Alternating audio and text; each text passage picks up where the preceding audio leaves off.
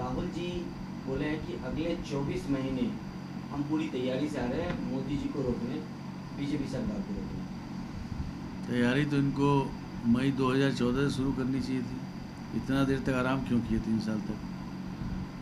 और अगले 2 साल महीने लगता है तैयारी पूरी हो जाएगी? हमें नहीं लगता, बहुत मुश्किल है इनके लिए। कठिन परिश्रम पॉसिबल नहीं है राहुल गांधी जी से। वो युवराज हैं, वो जाएंगे कहीं कहीं रैली पर। लोगों ने कांग्रेस को रिजेक्ट कर दिया है। कांग्रेस का फिर से रिवाइवल आज के दिन तो असंभव लगता है। राहुल जी कुछ टर्म भारत में होते हैं, कुछ रैलियां करते हैं, फिर विदेश चले जाते हैं घूमने के लिए। कहीं न कहीं अब ये भी निकल के आ रहा है कि उनको पार्ट टाइम का नेता कहा जाने लगा है। देखिए, बहुत बार ऐसी बात उठी है कि Rahul Gandhi ji part time politician हैं, क्योंकि लगता है ऐसा उनके इंडिकेशंस देने से कि पूरी तरह मन उनका पॉलिटिक्स में नहीं है। उनकी और भी बहुत से निजी चीज़ें होंगी जिसको वो करना चाहते हैं। लेकिन भारत की जनता जितना पीड़ित है, कांग्रेस ने इतने सालों से, दशकों से राज किया, उसके बाद भी भारत की जनता की समस्याओं को रिजॉल्व नहीं किया, तो कांग्रेस को प्रायश्चित करना चाहिए। क्यों किसी को वोट बैंक समझते हैं? क्यों लोगों को डेवलपमेंट नहीं देते? गरीबों की सिर्फ बात करते हैं, गरीबी हटाने पर हिम्मत नहीं है, वोट बैंक बना के रखते हैं। ये सारे चीज़ों पर जब कांग्रेस जब तक सोचेगी नहीं, तब तक कांग्रेस का कुछ नहीं होने वाला। और इसके लिए एक फुल टाइम पॉलिटिशियन चाहिए जो पहले तो देश की यात्रा करे, देश की समस्याओं को समझे, देश की समस्या है क्या, तभी तो वो विज़न दे सकेगा इस देश के बारे में।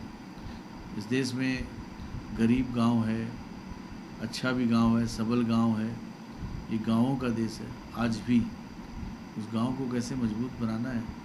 राहुल गांधी जी जब जाते हैं तो साथ में उनके कूलर और एयर कंडीशनर भी जाता है, पानी का पैकेट भी जाता है। भले ही वो पानी पीते हैं दलित के साथ, लेकिन पानी का पैकेट कुछ तरीके का होता है।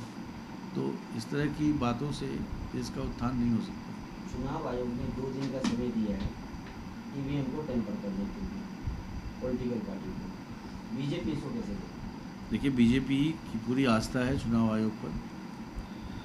हमारा मानना है कि हर वो प्रयास करेगी चुनाव आयोग जिससे कि न सिर्फ एक चुनाव बिना घपले के हो सके, बल्कि ऐसा एक मैसेज भी जाए कि चुनाव में धांधली नहीं हो सकती। कुछ पॉलिटिकल पार्टीज़ ने, कुछ नेताओं ने ऐसे आरोप लगाए हैं कि ईवीएम टैंपरिंग हुई है।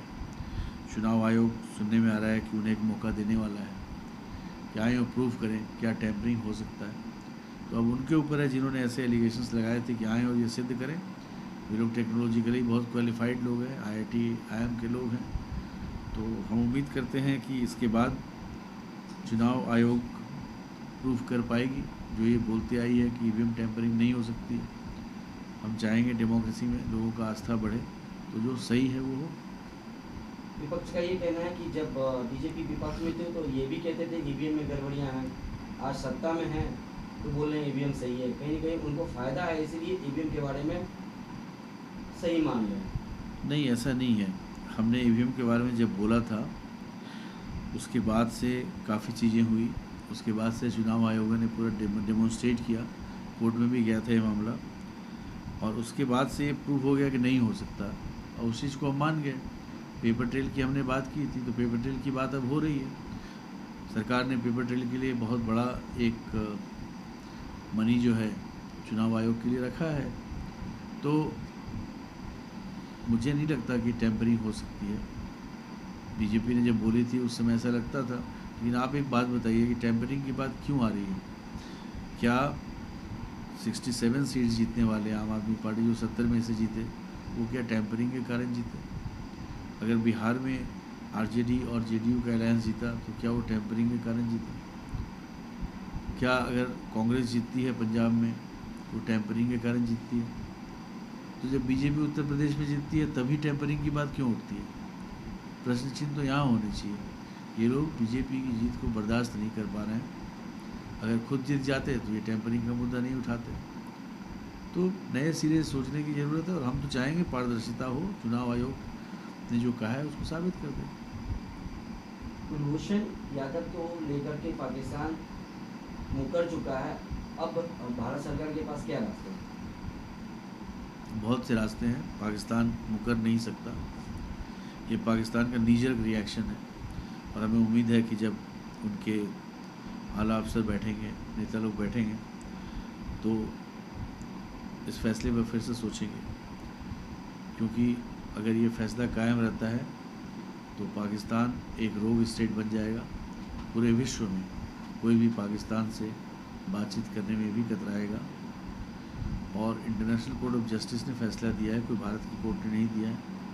तो इंटरनेशनल कोर्ट ऑफ जस्टिस के फैसले को अगर आप नहीं मानते हैं तो बहुत तरह तरह की बातें हो सकती है आगे, जैसे यूएन सैंक्शन भी हो सकता है, क्योंकि यूएन के मैंडेट में ही इंटरनेशनल कोर्ट ऑफ जस्टिस जो है काम करती है। तो आगे बहुत कुछ हो सकता है और पाकिस्तान इस चीज़ को जानता है। कुलभूषण मामले में